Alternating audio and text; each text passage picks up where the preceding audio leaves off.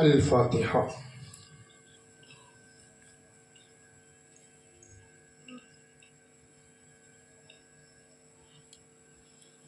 كما قال الله تعالى في شان حبيبه الكريم إن الله وملائكته يصلون على النبي يا أيها الذين آمنوا صلوا عليه وسلموا تسليما اللهم صل على سيدنا مولانا محمد معدن الجود والكرم وآله وأصحابه وسلم صلاة وسلام عليك يا رسول الله صلى الله تعالى عليه وسلم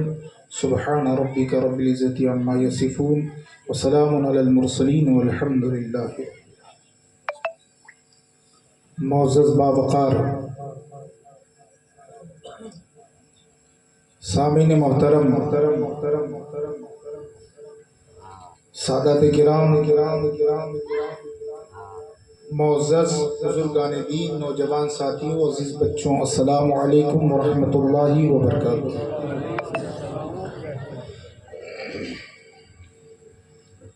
الحمد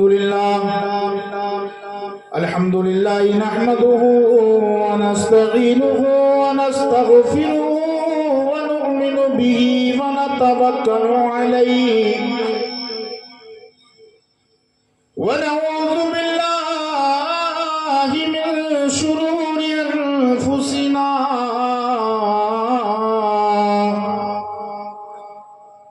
ومن سیئات اعمالنا من يهده الله فلا مضل له ومن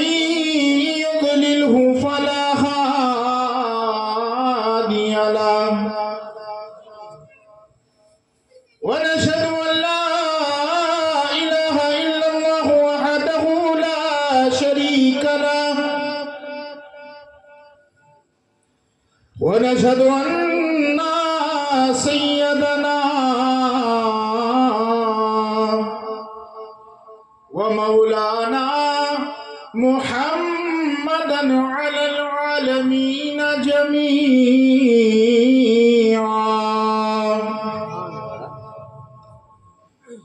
وأقامه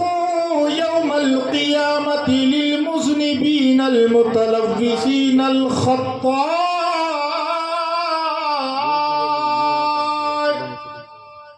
والخطائن الهالكين شفيعا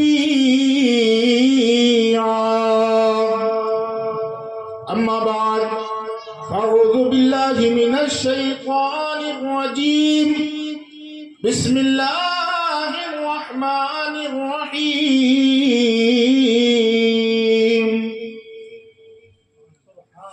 لقد كان لكم في رسول الله أسوة حسنة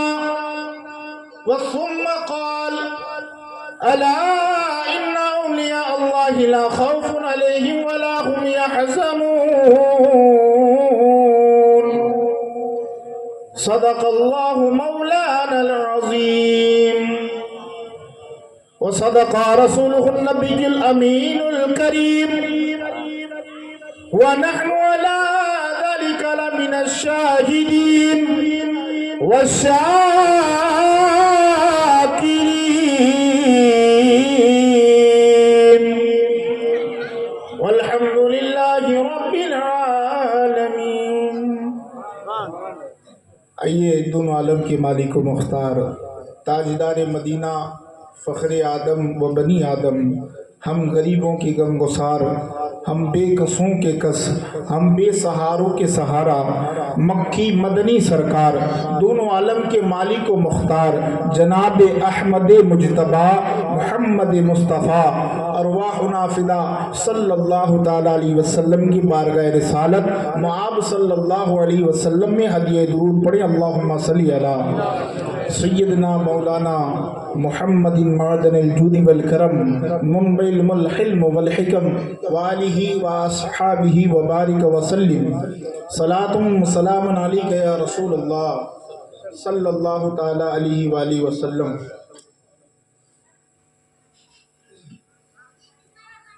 آج کی یہ محفل آپ بخوبی جانتے ہیں، اور الحمدللہ ہم یہ کہیں کہ ہماری یہ خوش نصیبی ہے کہ اللہ نے اپنے اس برگزیدہ بندے کی اس عرس کے موقع پر محفل پاک میں حاضری کا شرف نصیب فرمایا۔ صاحب مزار سیدنا نظر شاہ پیر نظر شہید بابا رحمت اللہ تعالی علیہ کے عرس کے موقع پر یہ محفل پاک منعقد پذیر ہے۔ اللہ پاک ہماری محفل کو قبول فرمائے۔ مجھ سے پیشتر مولانا سید وارث باپو قادری امام قادری مسجد اونا سے آپ نے بڑا ہی اصلاحی خطاب سماعت کیا۔ اب میں کوئی بڑا خطیب نہیں ہوں، چھوٹا سا طالب علم ہوں۔ اب تقریر کا تو کوئی ارادہ نہیں تھا، لیکن محب گرامی سیدی انیس باپو کی محبتوں کا نتیجہ کہ یہ آپ نے مجھے مدعو کیا، میں شکر گزار ہوں آپ کا۔ آپ نے اس بابرکت محفل میں حاضری کا شرف نصیب کیا،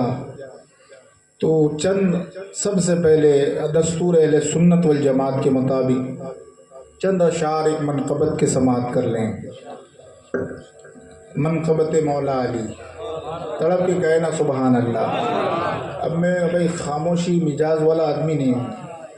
یہ خاموش مزاجی تمہیں جینے نہیں دے گی، اس دور میں جینا ہے تو کوہرام مچا دو،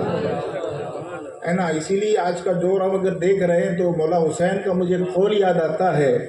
کہ ظلم کے خلاف، یعنی کہ میرا اشارہ کہیں اور ابھی کا جو ماحول ہے کہ ظلم کے خلاف اگر آواز نہیں اٹھاؤ گے تو قربانی اتنی زیادہ دینی پڑے گی۔ تو اگر ابھی بھی اگر نہیں بولیں گے تو پتہ کیسے چلے گا کہ ہم حیات النبی کی زندہ امت ہے۔ یہ ٹھنڈی اتنی بھی ٹھنڈی نہیں ہے کہ ہمیں ٹھنڈا کر دے۔ ہم تو اس نبی کی امت ہیں کہ جہاں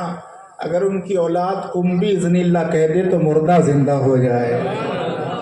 بلند آواز سے درود پاک پڑھیں، اللہم صلی علی سیدنا مولانا محمد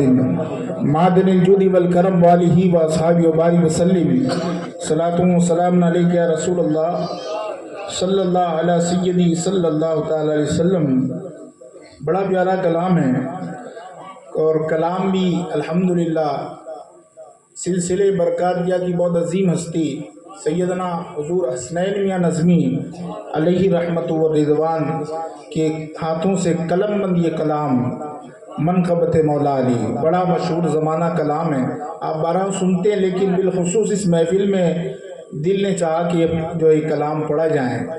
تو انشاءاللہ آپ کی محبتوں کی جو یہ سوگات ساتھ رہے گی تو آپ کو سننے میں مزہ آئے گا، انشاءاللہ مجھے سنانے میں مزہ آئے گا۔ مچل کے کہے نا سبحان اللہ۔ جس کے ہاتھوں میں ہے ذوالفقار نبی، جس کے پہلو میں ہے شاہوار نبی، جس کے ہاتھوں میں ہے ذوالفقار نبی، جس کے پہلو میں ہے شاہوار نبی، اور دختر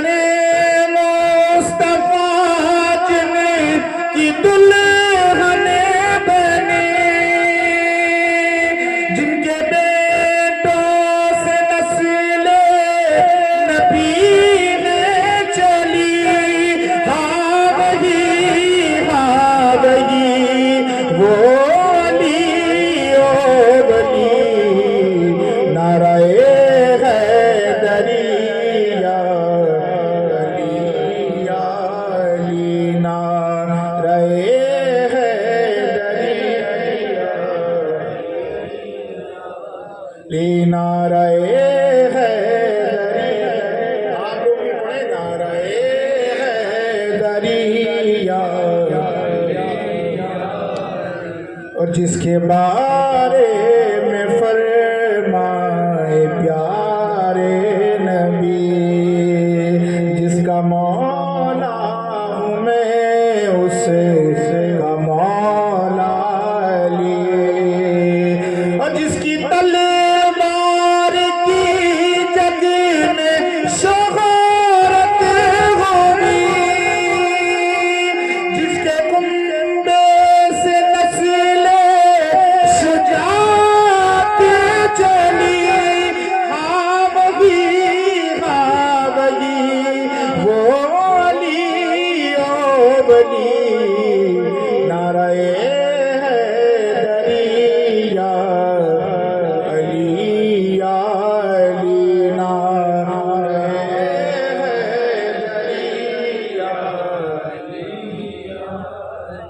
معتبر سے تڑپ کے کہے نا سبحان اللہ۔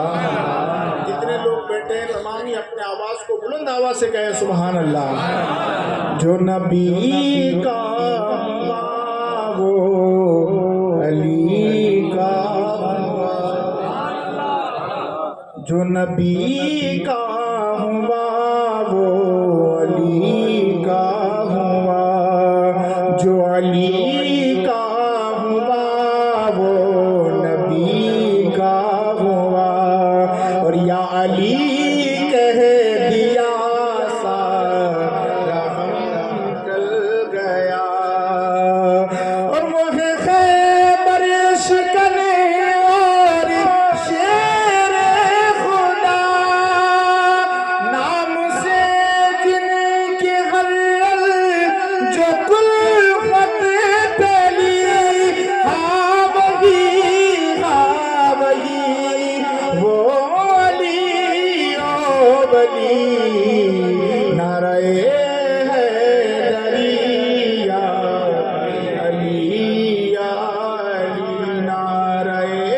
حیدری یا علی یا علی، مچل کے کہے سبحان اللہ۔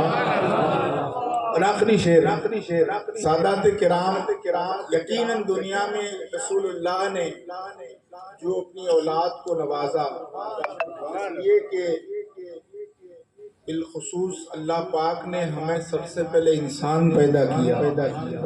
لیکن انسان بنا کر بھی ہمیں اشرف المخلوقات میں پیدا کیا، اور اشرف المخلوقات میں الحمدللہ جتنے بھی اہل بیت نبی کی آل میں پیدا کیا، بڑی خوش نصیبی کی بات ہے۔ تو آخری شعر بڑا پیارا، سیدوں کے وہی جد اعلیٰ بھی ہیں، سیدوں کے وہی جد اعلیٰ بھی ہیں، میرے دادا بھی ہیں، میرے نانا بھی ہیں، اور میرے آقا بھی ہیں، میرے مولا بھی ہیں، نظمی وہی شفیع نجی اور رضی،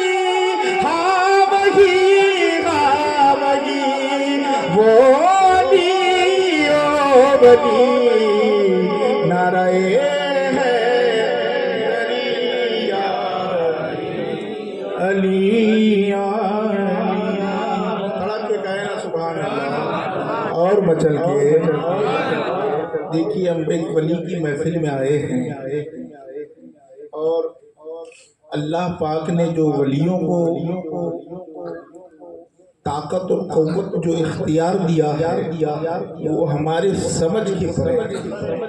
اس لیے کہ جو یہ کر سکتے ہیں کوئی نہیں کر سکتا۔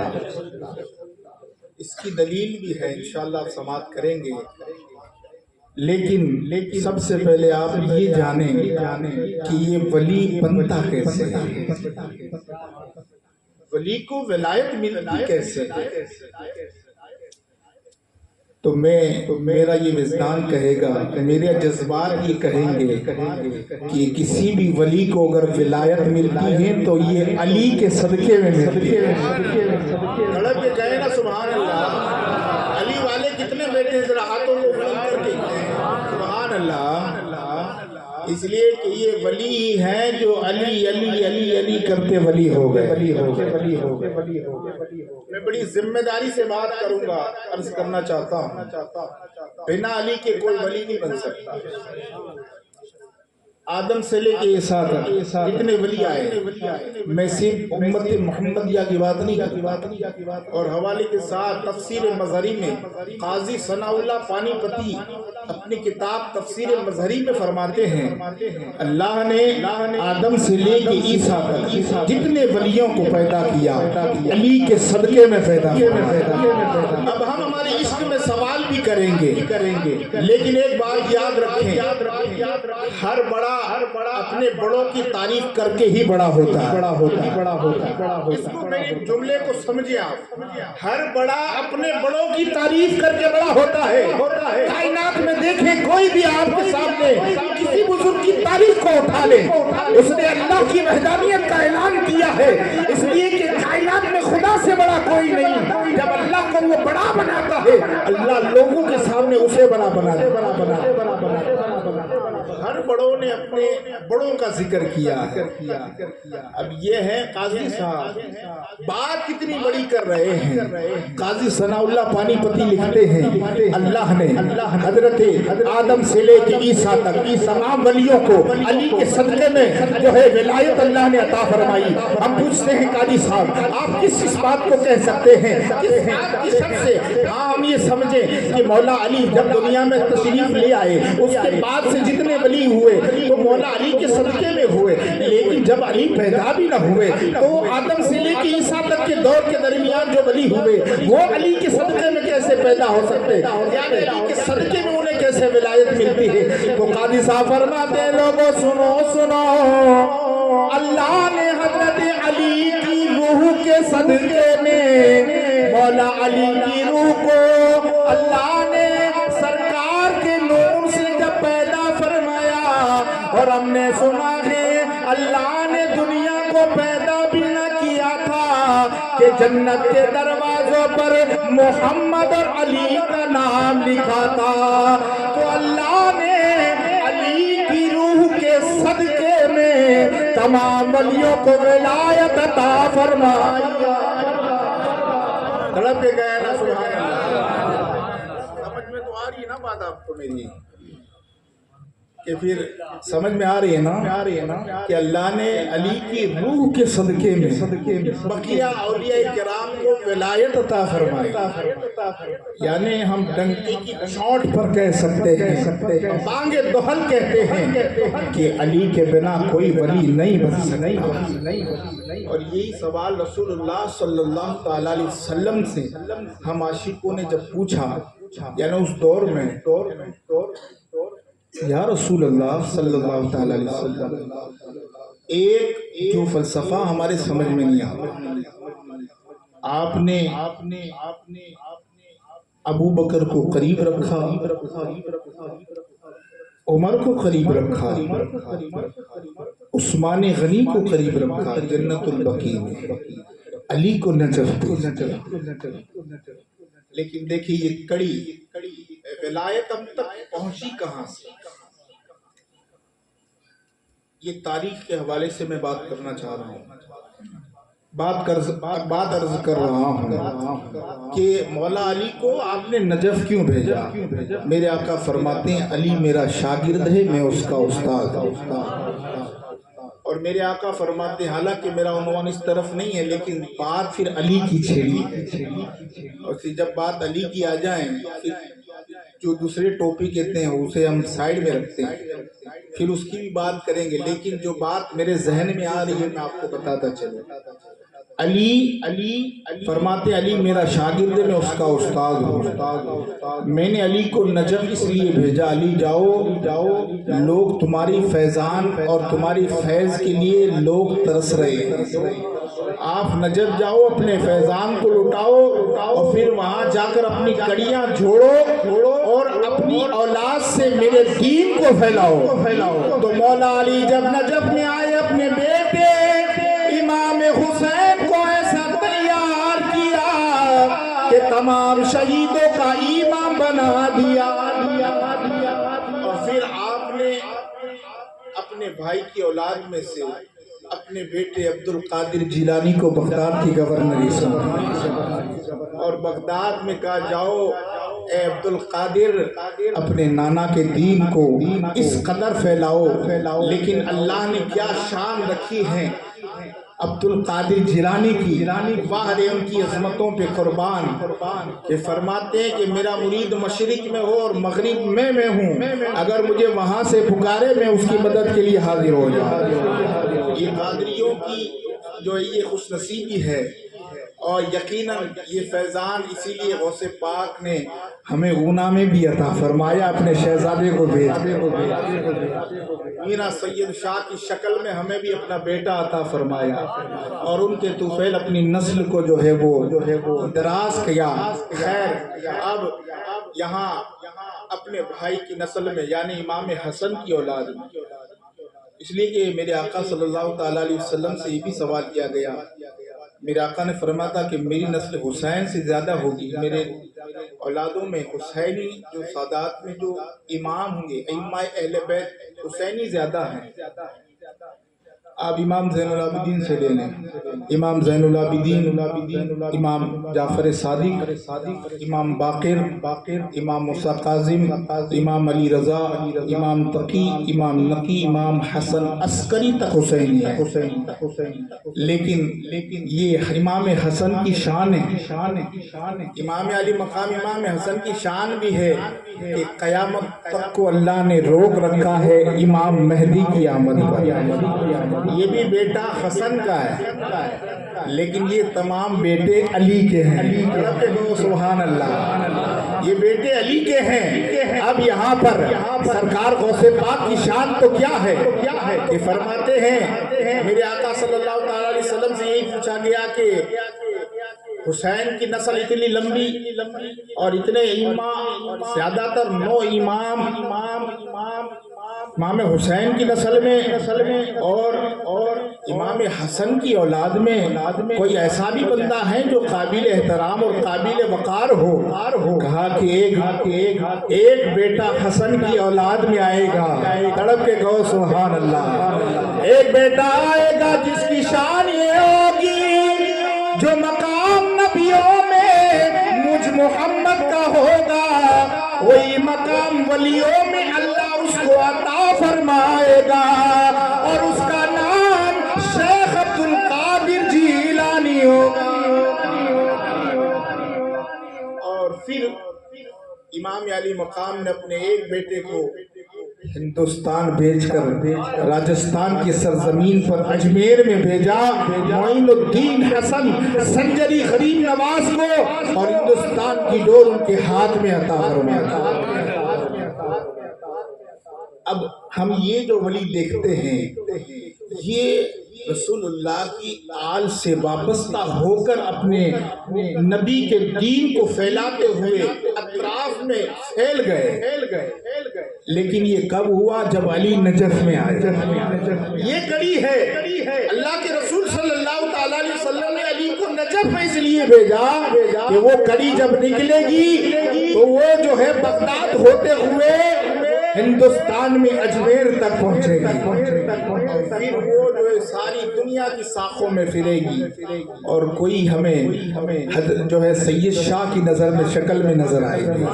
کئی حضرت شاہ کی شکل میں نظر آئیں گے، کئی رزق اللہ کی شکل میں نظر آئیں گے، کہیں پر جو ہے نظر شہید بابا کی شکل میں۔ اور یہ تو بڑی عظمت و شان والے ہیں، یہ تو شہید ہیں جن کے لیے میرے اللہ نے قرآن میں فرمایا وَلَا تَقُولُوا لِمَنْ يُقْتَلُ فِي سَبِيلِ اللَّهِ أَمْوَاتٌ بَلْ أَحْيَاءٌ وَلَكِنْ لَا تَشْعُرُونَ۔ یہ اللہ کی راہ میں جو شہید کیے جاتے ہیں انہیں تم مردہ نہ کوئی اپنی قبر میں زندہ ہے۔ تڑپ کے کہو سبحان اللہ۔ تو عرس میں آئے ہو تو سوغات لے کر جانا، مرادیں لے کر جانا۔ یقیناً یہ وہ دربار ہے کہ جہاں جو بھی مانگا جائے گا یہ عطا فرمائے گا۔ اسی لیے ہمارے بزرگوں نے کہا ہے کہ اگر کچھ مرتبہ چاہے تو جا مزار پیروں کی قضا کو ٹال دیتی ہے دعائیں روشن ضمیروں، قضاؤں کو بھی ٹالتی ہے دعائیں روشن ضمیروں کی۔ اور ہم یوں ہی نہیں کہتے، ورنہ لوگ کہیں گے یہ باپو پھیکم پھاک کرتا ہے، ہم یوں ہی نہیں کہتے، قضا کو کون ٹال سکتا ہے، لیکن ہم کہہ سکتے ہمارا دادا عبد القادر ضرور کاٹ سکتا ہے۔ 7 سال کی عمر کا وہ بچہ جب اپنے نانے کے دہلیز پر دیکھا عبد القادر جیلانی نے، عبداللہ سومئی آپ کا نانا، آپ کے نانا در بدر کی عورت ٹھوکر کھائے، اپنے بچے کی میت کو لے کر عبداللہ سومئی کے یہاں آئی، سنا تھا بڑا نام ہے یہاں زندگیاں بخش دی جاتی ہے، آئے پوچھے جائزہ بھی لے، اتنا پاورفل ہے۔ اب عبداللہ سمعی نے دیکھا اور وہ شام کے مالک ہوا کرتے، اپنے وقت کے تاجدار ہوا کرتے تھے، وہ قلم کی تخطیاں پڑھتے تھے، آنکھیں بند کی، مائی تیرے بیٹے کی زندگی اتنی ہے، اللہ نے اتنی زندگی رکھی ہے، اب اس کے بعد اگر تو شادی بھی کرے تیری یہاں اولاد نہیں ہوگی، یہ ایک ہی بچہ تھا، اللہ نے اس کی زندگی ختم فرما دی ہے۔ اللہ اکبر۔ لیکن آئے ننھی سی عمر ہے، 8 سال کی، سیدنا غوث پاک کی ذات 8 سال کی عمر ہے، مائی روتی ہوئی بلختی ہوئی آتی ہے، کبھی ہوش میں آتی ہے، کبھی بے ہوش ہو جاتی ہے۔ غوث پاک دیکھ رہے ہیں، کہا میں نے کبھی نہیں دیکھا کہ میرے نانے کے در میں کوئی گیا ہو اور وہ جو ہے روتے ہوئے آیا ہو، جب بھی دیکھا روتے ہوئے گیا، ہنستے ہوئے آیا ہے، یہ پہلا موقع میں دیکھ رہا ہوں کہ کوئی رو رہا ہے۔ آ کر پوچھا مائی کیا پریشان ہے، کیا پریشانی ہے، کیوں گھبرائی ہوئی ہو، چہرہ کیوں افسردہ ہے، اترا ہوا ہے، وجہ کیا ہے؟ اور جو یہ ہاتھوں میں لے کر سر پر چادر بچھائی ہے، اس کے اندر کون ہے اور کیا ماجرا کیا ہے؟ وہ مائی کہتی ہے بیٹا تیری عمر اتنی نہیں کہ میں اپنی بات بتاؤں۔ کہتی مائی تو مجھے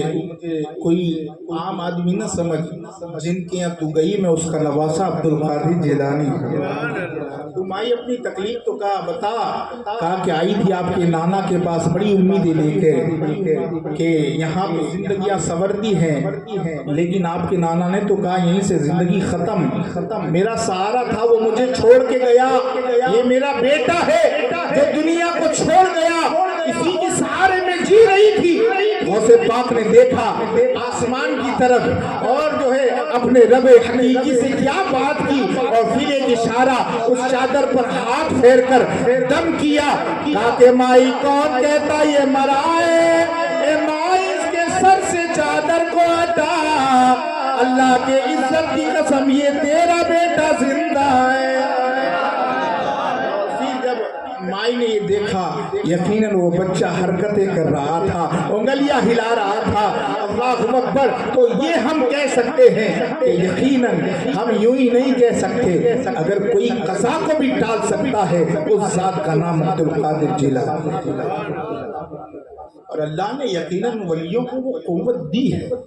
وہ طاقت عطا فرمائی۔ آخری بات کہہ کر میں اپنی گفتگو کو سمیٹتا چلوں، وقت کی بڑی قلت ہے، لیکن میں اصل اپنے موضوع پر آؤں اور آخری بات کہہ کر صلاۃ و سلام پڑھیں۔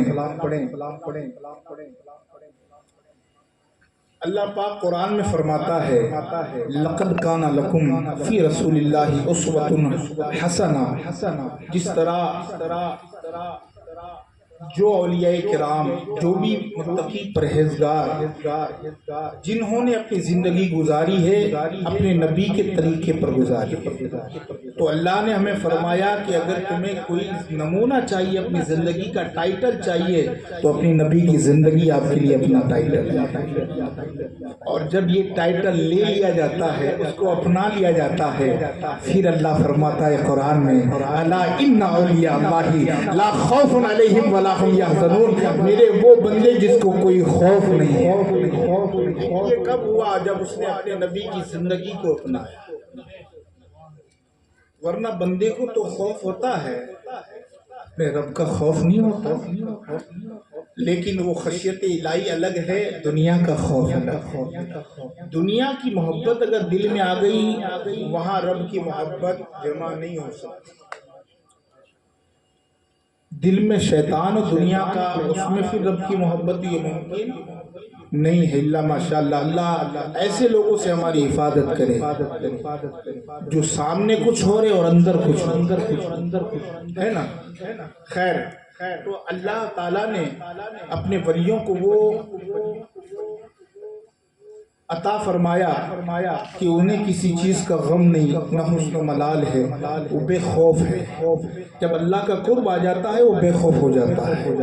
اس لیے کہ پھر جو وہ کام کرتا ہے وہ ہاتھ اس کا ہوتا ہے بظاہر، لیکن کام خدا کا ہوتا ہے۔ زبان بظاہر اس کی ہوتی، بولنا خدا کا ہوتا ہے، چلتا اپنے قدموں سے چلانا خدا کا ہو، خدا کو وہ شان عطا فرمائی اللہ نے، وہ اختیار دیا ہے۔ آخری بات کہہ کر تقریر ختم کرے کہ اللہ پاک نے ولیوں کو کیا شان دی ہے، ایک بات کہہ کر آپ کے دلوں کو نہ میں ایمان سے افروز کروں انشاءاللہ کہ علامہ حجت الاسلام امام غزالی فرماتے ہیں اپنی بڑی مشہور کتاب احیاء العلوم کے اندر کہ اللہ کے رسول صلی اللہ تعالیٰ علیہ وسلم نے اللہ کے رسول فرماتے ہیں کہ اللہ پاک کل حشر میں اپنے اس ولیوں کو طلب کرے گا، اپنے ولیوں کو بلائے گا، اپنے دوستوں کو بلائے گا اور پھر فرمائے گا میرے ولیوں اے میرے دوستوں سنو میں تم سے معذرت طلب کرتا ہوں کہ دنیا میں میں نے تمہاری تمام جو یہ دل کی تمام خوشیاں چھین لی جو دنیا چاہتی ہے، میں تمہاری خوشیاں یوں ہی نہیں چھینی ہے بلکہ تمہیں اپنا قرب بھی عطا کیا، یعنی دنیا کی محبت تمہارے دل میں اسی لیے چھین لی تو تم یہ جو ہے یہ اپنے آپ کو غم زدہ نہ کرنا، اس لیے کہ ولی تبھی بنتا ہے جب دنیا کی محبت نکل جاتی ہے، تب اللہ ولی بناتا ہے، اپنا دوست بناتا ہے، تو اللہ معذرت کرے گا جس طرح ہم معذرت کرتے ہیں بھائی میرے سے یہ غلطی ہوئی، لیکن اللہ فرمائے گا اے میرے ولیوں تمہارے دل سے میں نے ولایت اس لیے اللہ نے میں نے ڈالی تمہارے اندر اور دنیا کی خوشیوں کو چھین لیا، اس لیے نہیں تم دیکھو میں جو تمہیں دکھانا چاہوں گا، اللہ اس وقت سامنے جو جہنم میں دکتے ہوئے کچھ لوگوں کو دکھائے گا، اس کا نظارہ کرائے گا، اے میرے ولی سن لے یہ نظر کر لے اس میں کئی لوگ ایسے بھی ہیں جو دنیا میں تیری خدمت کیا کرتے تھے، دنیا میں تیرا خیال رکھتے تھے، تیری ہر چیز کا انتظام کیا کرتے تھے، لیکن اے میرے ولی اے میرے دوست میرے قریب آ جا، میں تجھے وہ اختیار دیتا ہوں تیرے جتنے تجھے اپنے لگے تو جس کو پہچانتا ہے، جس نے تیری خدمت کی ہے تیرے لیے کچھ قربانیاں دی ہے، تو جسے چاہے جہنم سے جنت عطا کر دے، اللہ کی عزت کی قسم اللہ اپنے عزت و جلال کی قسم کھاتا ہے، تو جس پر انگلی رکھے گا اللہ اس کو جہنم سے جنت عطا فرمائے گا، وہ اختیار دوں گا کل حشر میں کہ جو تیرے جتنے بھی تیرے خدمت گزار اگر اس کے اندر ہیں تو دیکھ اگر کوئی عذاب میں مبتلا ہو دنیا میں تیری خدمت اس نے اگر کی ہے تو انگلی رکھ تو چاہے گا اسے میں اس جنت عطا کر دوں، بتاؤ ان کی خدمت کا صلہ کیا ملے گا؟ ہاں یہ ظاہری طور پر الگ بات ہے، کئی بار ایسا بھی ہوتا ہے بندہ بہت دعا مانگتا ہے لیکن اس کی دعا قبول نہیں ہوتی ہے، کیا ہوتا ہے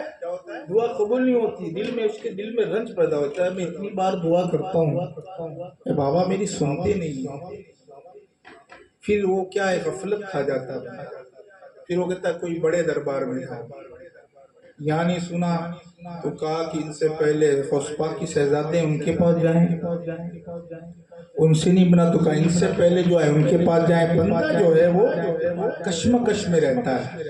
لیکن ایک بات بتاؤں جو مانگتا ہے اور جلدی اسے نہیں ملتا ہے اس کا مطلب یہ ہے کہ اللہ کو اس کا مانگنا پسند آ رہا ہے، ایسے کئی واقعات بھی گزرے، خیر وقت نہیں ہے لیکن بتاتا کسی اور موقع پر انشاءاللہ کہ اللہ کو مانگنا بڑا پسند ہے اور ہم پھر ان سے بھی نہیں مانگتے، یہ بھی بات کو بغور سماعت کریں، ہم ان کے نام کا وسیلہ پیش کرتے ہیں، ابتغوا الیہ الوسیلہ، ہم ان کا وسیلہ دیتے ہیں، ورنہ اسی لیے ہم پر طنز ہوتا ہے، ہم پر یہ جو ہے فتوے ہوتے ہیں کہ یہ غیر اللہ سے مانگتے نہیں تم غفلت میں ہو، ہم اپنے خدا کے دوست سے اپنے رب کو منواتے ہیں، اپنے رب کو منواتے ہیں اور ان کے صدقے اللہ ہمیں عطا فرماتا ہے نا، تو یہ وہ صاحب مزار شہید بھی ہیں اور ولی بھی ہیں، اپنی قبر میں زندہ بھی ہیں اور دینے والے بھی ہیں، جو بھی خدمات جو بھی کرے گا اللہ کے ولی کے پاس اختیار ہے، جس طرح اپنی اولاد کے لیے میرے آقا نے کہا دنیا میں تمہیں دے نہ دے یقیناً مجھ محمد سے قیامت کے دن لے لینا۔ اسی طرح ولیوں کا وہ مقام ہے کہ دنیا میں تمہیں اگرچہ نہ نوازے، کل اللہ کے حضور یہ تمہیں رسوا نہیں ہونے دیں گے، ہے نا؟ تو ہمیں چاہیے کہ ان کی سچی محبت کریں۔ انہوں نے بچپن کی عالم میں شہید ہوئے ہیں، جس طرح کربلا میں امام کے بیٹوں نے قربانیاں دی ہیں۔ سیدہ زینب کبریٰ سلام اللہ علیہا کے دونوں محمد 6-7 سال کے وہ بھی شہید ہیں، اور اسی لیے پہلے سے نبی کے خاندان نے قربانی کو پسند فرمایا کہ جو بھی قربان ہوگا اس کی شان اللہ کے حضور بہت بلند ہے نا؟ تو ہمیں چاہیے کہ ہم ان سے وابستہ رہیں، ان کی چوکھٹ پر آئیں، ان کی جن کا قرب حاصل کریں۔ یقیناً اگر یہ راضی ہو گئے تو پھر ہمارا رب بھی ہم سے راضی ہو جائے گا، لیکن اس کے لیے شرط یہ ہے لَقَدْ كَانَ لَكُمْ فِي رَسُولِ اللَّهِ أُسْوَةٌ حَسَنَةٌ۔ اپنی زندگی کا ٹائٹل اپنے نبی کو بناؤ، پھر جو ہے اللہ پھر اپنا کرم فرمائے گا، اور پھر اللہ کے ولیوں کا فیضان بھی ہم پر رہے گا، ہے نا؟ تو ہمیں چاہیے کہ ان کی صحبت میں رہیں، ان کی خدمات میں رہیں، ہے نا؟